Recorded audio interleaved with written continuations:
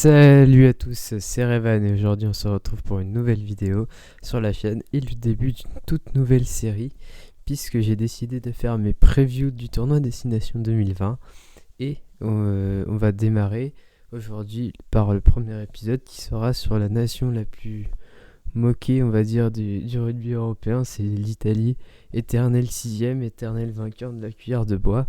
Et aujourd'hui on va s'intéresser au cas de l'Italie et en revenant sur des thématiques différentes et des rubriques qui aborderont un axe précis pour parler de l'Italie de la place de leur place dans le rugby européen aujourd'hui et savoir quelle place ils auront à la fin de ce tournoi des Destinations 2020. Alors on va tout de suite débuter par le contexte.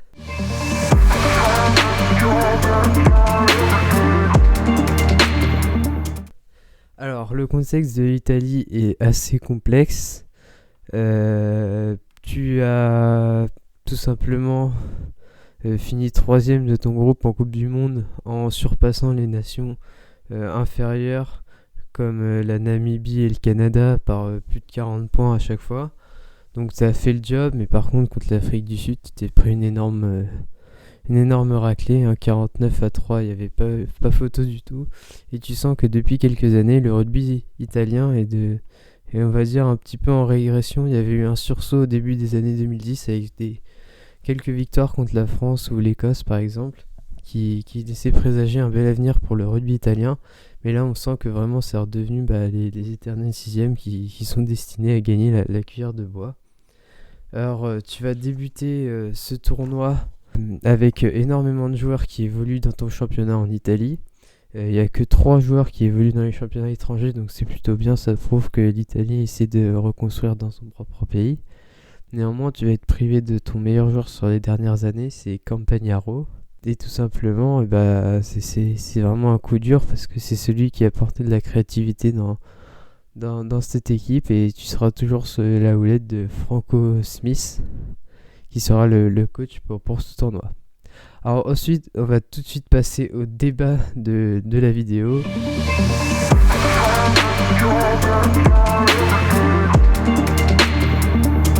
Donc maintenant, le débat va être assez simple dans cette vidéo. Ça va être tout simplement de se demander comment l'Italie va-t-elle survivre au départ en retraite de Sergio Parisse, le capitaine emblématique, celui auquel quand tu disais l'Italie au rugby, tu pensais immédiatement à Sergio Parisse. C'était vraiment un capitaine extraordinaire, emblématique dans la lignée par exemple des O'Driscoll, des Alun Wyn Jones, tu vois.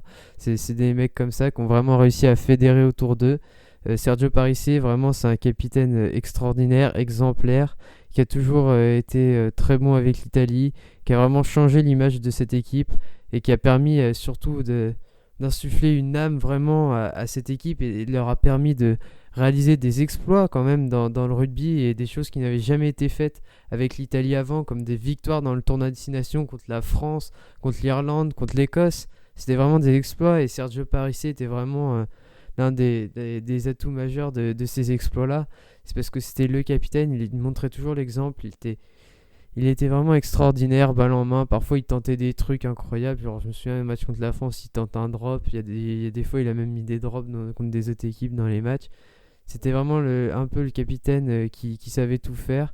En plus, il a vraiment fédéré autour de lui et on a vu une belle Italie sur la première moitié des années 2010 avec les frères Bergamasco.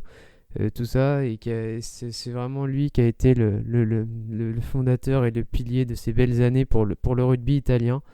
Donc voilà, je pense que ça va vraiment faire bizarre de le voir partir. Néanmoins, je suis un petit peu déçu qu'il parte sans faire le tournoi entièrement, parce que je crois qu'il va juste jouer un match à domicile contre l'Écosse ou l'Angleterre pour faire ses adieux. J'aurais bien aimé qu'il fasse un peu sa tournée d'adieu, son jubilé dans tous les grands stades d'Europe. Et hélas, ça sera pas le cas, c'est dommage. Je trouve que ça aurait pu être cool. Mais bon, on peut se dire que l'Italie va faire table rase du passé, qu'ils vont laisser place à une nouvelle génération. Mais je pense tout de même que ça va être très compliqué de se séparer de l'image de Sergio Parisse. Je vois pas d'autres leaders parmi les jeunes qui vont vraiment tout de suite s'imposer. Ça prendra énormément de temps, je pense. Mais bon, on peut se dire que la nouvelle génération réussira à s'en remettre et à vraiment reprendre l'héritage de Sergio Parisse.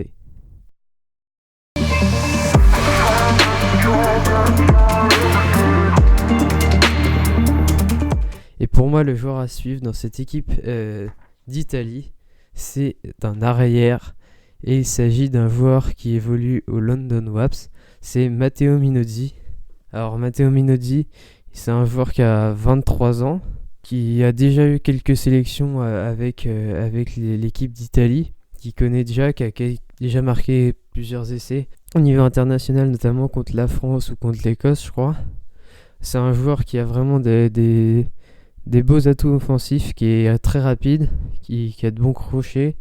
Donc pour moi, c'est l'un des seuls qui peut vraiment créer du danger dans une défense dans l'équipe d'Italie. C'est un joueur qui est jeune, qui évolue en Angleterre, donc il va beaucoup progresser. Donc pour moi, Matteo Minozzi, ce sera vraiment le joueur à suivre dans cette équipe d'Italie. Je vais ensuite maintenant passer au pronostic du tournoi de l'équipe d'Italie.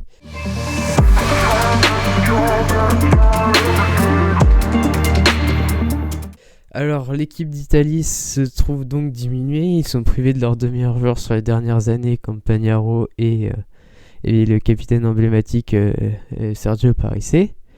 Mais néanmoins tu peux te dire qu'il y a quand même une lueur d'espoir avec des joueurs comme Ceccaleri, Minozzi ou encore Bralé qui évoluent pour Bralé et Minozzi dans le championnat anglais, donc qui ont déjà acquis une certaine expérience, qui connaissent un peu le haut niveau, mais bon, c'est des joueurs très jeunes qui débutent avec l'équipe d'Italie.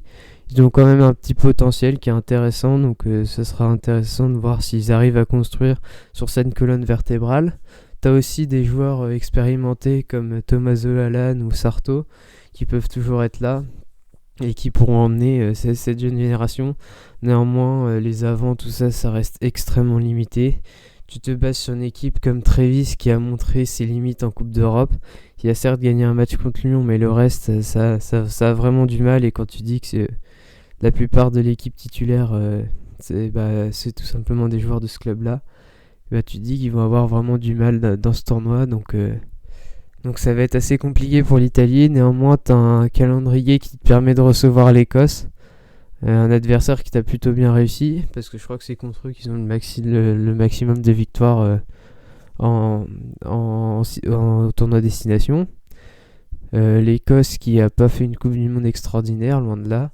Donc tu pourras peut-être essayer de créer l'exploit sur ce match-là. Mais néanmoins, pour moi, l'Italie, ça sera 6ème du tournoi destination. Et je pense qu'ils vont récolter la cuillère de bois.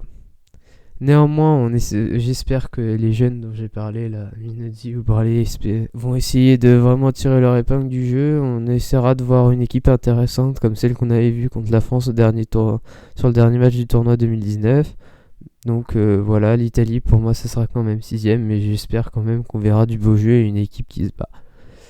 On se retrouve très bientôt pour la suite de la série avec l'Écosse. Sur ce, je vous souhaite à tous une très bonne journée. C'était Evan. Salut!